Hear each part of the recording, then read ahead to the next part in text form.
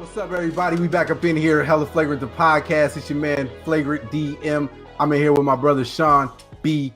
Flagrant. We had to come through, do a little quick special for y'all. As most of y'all know, I'm a 49ers fan. My brother, Sean B. is an Oakland Raiders fan. And Thursday, November 1st is going down. The two teams go head-to-head on Thursday Night Football in what may turn out to be the weakest Thursday night game of this year. I hate to say it. I mean, we're realists, you know what I mean? We're fans, but we're also, realistic, and we like to keep it 100 about our teams. And I know you, and we've talked about it on this show a little bit. The Raiders have had their issues this year. John Gruden and the front office have made some moves that we questioning. 49ers riddled with injury, starting in preseason, losing our running back. Quarterback goes down. The running back we do have left has been spotty. Matt Breida has been here and there. So before we get into individuals, overall on the game, I want to over-under.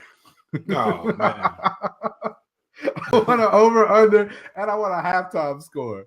Look, first of all, I'll give you an over-under on what is going fights. Over-under 3 fights in the first half.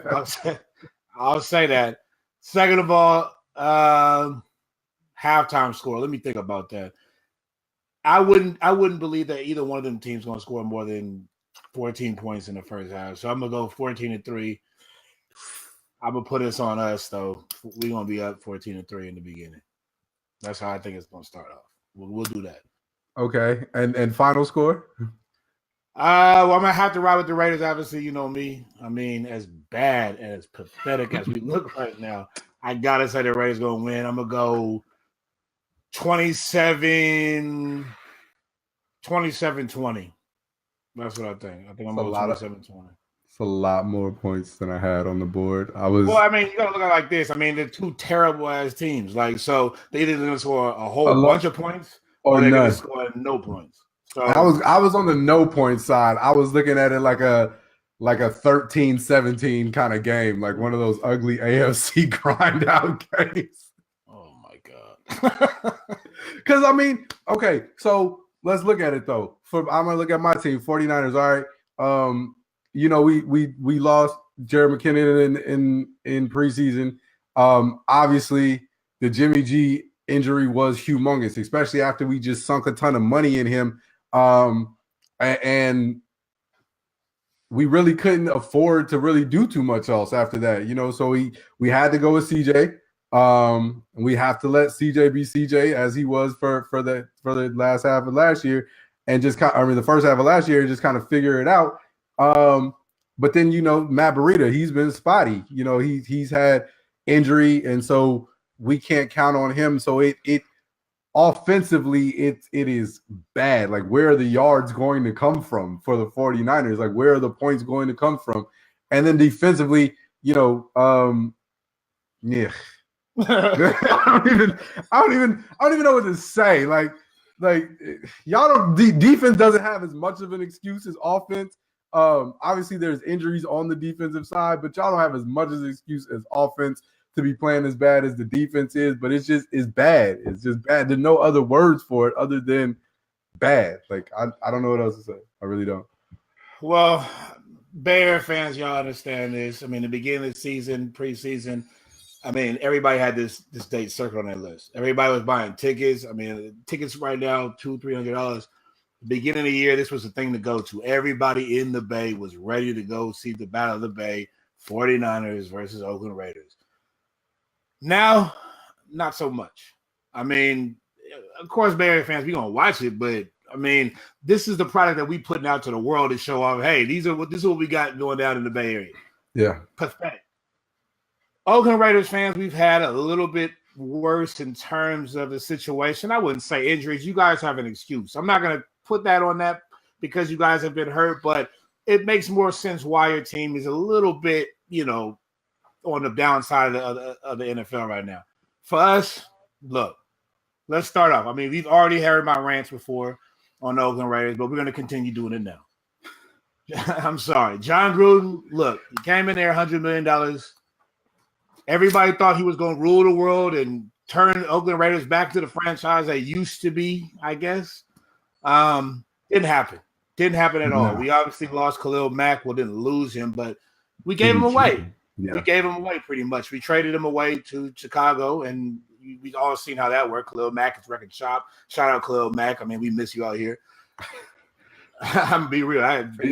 He's doing phenomenal. Exactly. But so, I mean, that was the first step to failure. I mean, as the season went on, Derek Carr hasn't been performing very well. Obviously, he looks a little bit rattled in the pocket still.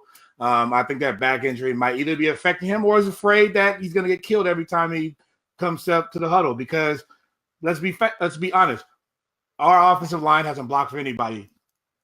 Rodney Hudson ain't doing nothing. Donald Penn got hurt, but he wasn't doing nothing. Colton Miller, the rookie that Gruden drafted, that was supposed to be doing a great job, not at all. People are blowing past him down and killing Derek Carr to a point where they even had on the internet a picture of Derek Carr crying. Now, I don't know. Look, I don't want to say it was full video. It wasn't just a picture. It was full video. Now, but you got to understand. I mean, you getting sacked, hitting the back, tearing up, getting hit like 6, 7, 8, 9 times. Yeah. I mean, eventually you're gonna make that face too. So either way, if he was crying, if he wasn't crying, I mean, he's getting destroyed back there. You got no production from Jordy Nelson, no production from Martavis Bryant, you get no production from the tight ends. Jared Cook is missing in action. He's bounced back and forth here and there, but he's not really done anything. So, I mean, the offense is extremely spotty. Last game, think about this. We flew all the way to London and scored 3 points. That's pathetic. Like, why don't you just stay home? Like, you flew to London to score 3 points, a field goal. It's sickening. The defense hasn't showed up, obviously, since Khalil Mack is gone. We're getting nothing. Nothing in the back end. Rashard Melvin's not doing anything. We have nothing. Now, then the other biggest thing for the next step to this whole madness, we trade off Amari Cooper. Yeah. What is that? What is that about? For a first-round pick, I get that. I'm not trying to say this is a totally bad pick, but it's only bad because you had a first-round talent in Amari Cooper that you didn't target. So that's on you. That's on Gruden. You're supposed to coach him up to put him in better positions to catch the football. If you don't want to use him, fine. But if you're just tearing away these picks and not picks, but players, throwing them out there, I mean, who's to say Derek Carr is not next? I mean, the trade deadline is October 31st. We might actually see him gone too. So the problem is we just not getting any kind of help when we had Gruden sitting there and the organization telling everybody we're going to win one from Oakland. It wasn't going to happen. Period and point blank. It wasn't going to happen. They were in rebuild mode from the beginning. It's sad right now to be an Oakland Raider fan. I can't even express to y'all right now my feelings. It's just and 49ers too. I mean, I think you live in the Bay. I don't, unfortunately, right now. I'll be back home soon, but I kind of feel from fans of both teams that the general consensus is like we kind of just gave up on football this season for both teams, and it's kind of whack. You know what I'm saying? Because at least in the Bay, there's something to brag about. Either the Raiders are bragging that they're doing well and the 49ers are trash, or the 49ers are bragging that they're doing good and the Raiders are trash. But for both teams, like we got two whole franchises both suffering right now, and it's terrible. We're going to be picks 2 and 3. I don't think we'll be 1 and 2. I think we'll be 2 and 3 or 3 and 4. I mean, who's going to be worse? Buffalo. Buffalo has 2 wins. We don't. Yikes. So as of right now, that's not the case. That's not the case. It's 1 and 2. It's just pathetic. But I mean, look, this is what fans all waited for out here.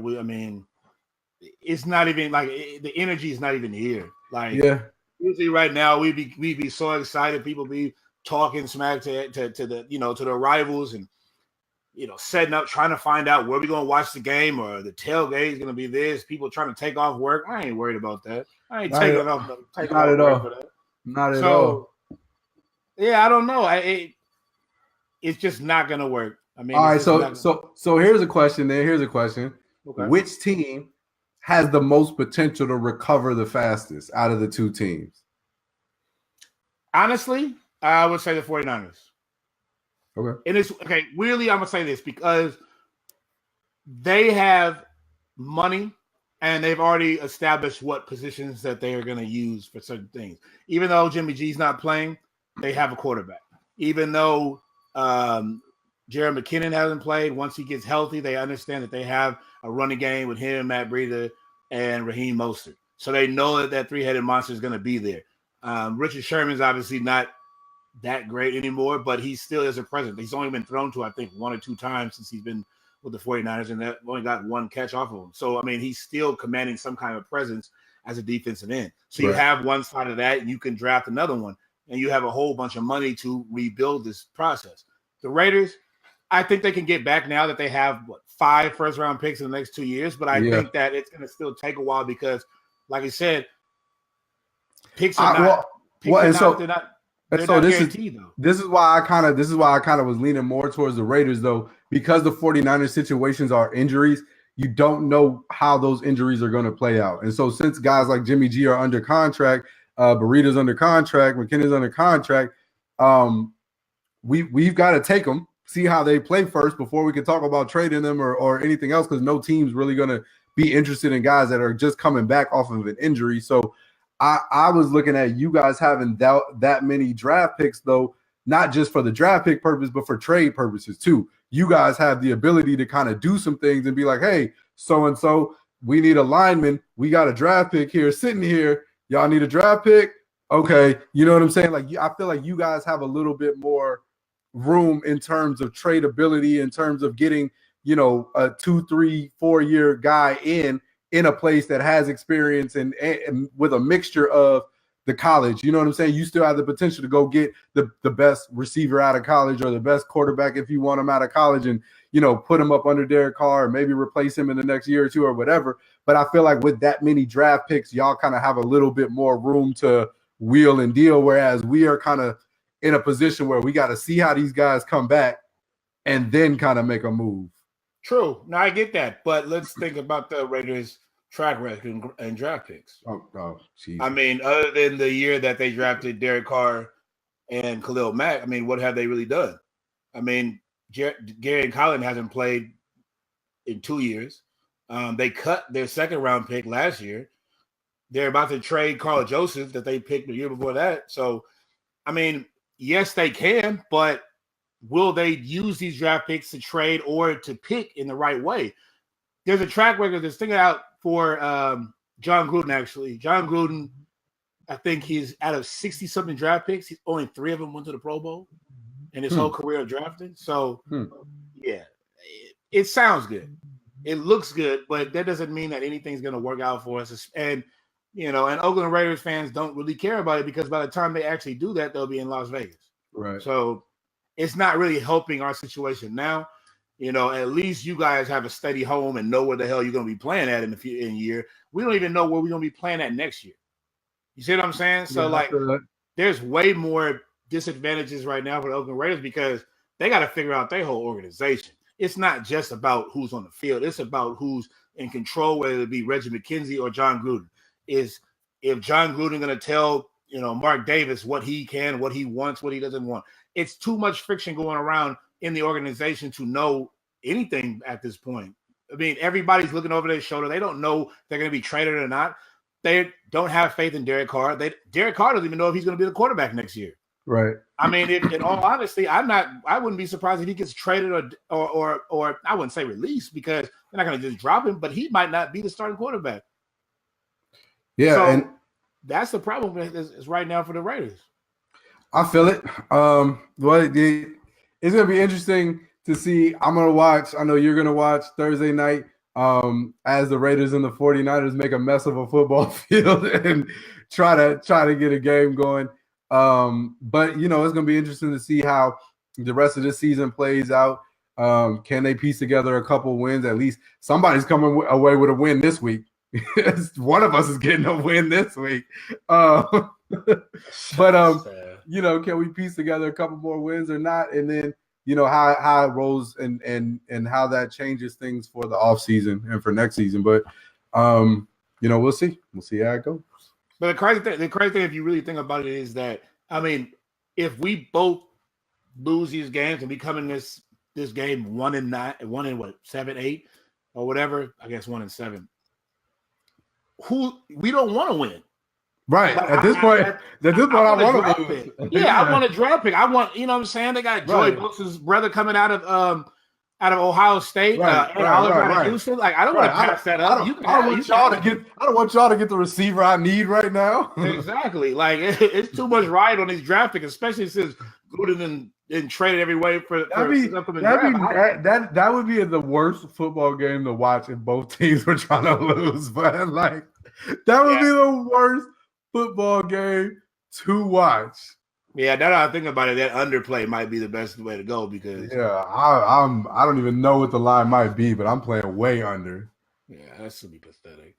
I don't even know. But okay, speaking of this, because we had a deal in the beginning of the first season, beginning of the season, when we were excited about football, we had a show that we did an NFL special, and we were basically talking about this game actually, and we were going to place a bet. We didn't get around to find out what you guys wanted to get for this bet. So what we're going to do is we're just going to have whoever wins this bet, the loser is going to have to take a shot of this extremely huge shot glass that I have, and we will film it so you guys can see, and we'll put it all on social media and everything. So when you lose, you'll have to, take that shot. We'll fill it up all the way to the top when the Niners come away losing. I think we're gonna edge y'all out with a field goal. You know what I'm saying? We still know how to make those. So I think we're gonna think about this.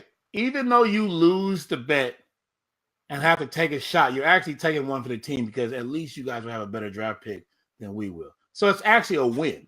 It is a win. It just won't be a win when you take that shot. You might have to sacrifice that for the team, man. Yeah. Well, looking forward to it going down. We'll see how the game goes, how it plays out, who has to take the shot. Y'all check back in with us on the Flagrant Foul. As always, y'all make sure y'all check to flagrantfoul.com for any other flagrant sports stories or news that's going on. Like, follow, share, go to the YouTube page. We always got videos like this popping up all the time. So y'all check in with the Flagrant Foul. Look for that next episode of the Hella Flagrant podcast coming at y'all very, very soon. In between time. Well, before you go, though, check these shirts out that we got right here. These Hella Flagrant shirts. You can get those at www.hellaflagrant.com. These are the earned stripe ones. We got every color. So whatever your team color is, if you're not a Raiders or a 49ers fan, you can get them in whatever colors you want. We got a few other designs that are on there that we've been having. So like I said before, www.hellaflagrant.com.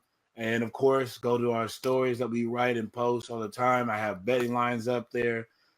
www.theflagrantfoul.com. That's where everything, all these videos are on, of course, other than YouTube, SoundCloud, iTunes, and Google. So you can find those on the site too. Come by, check us out, see everything that we have to offer on the site.